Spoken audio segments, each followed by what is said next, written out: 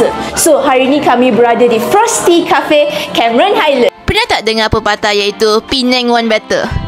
I rasa tak boleh lah. Kita kena start pepatah baru iaitu Cameron One Much Better. I suka konsep kafe ni sebab dia seakan-akan you macam kat alam lain.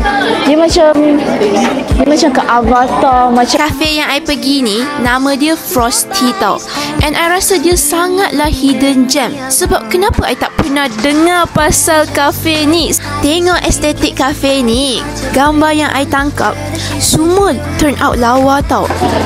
Lagi-lagi kat Cameron kan dia sejuk. So enjoy sangat-sangat. Sebab apa tau? Sebab setiap sudut kat kafe ni dia Instagramable. Tahu tak apa yang berlaku? I tak sangka gila benda ni akan berlaku. Tapi kami dua orang habiskan 3 pinggan. It's that sedap tau.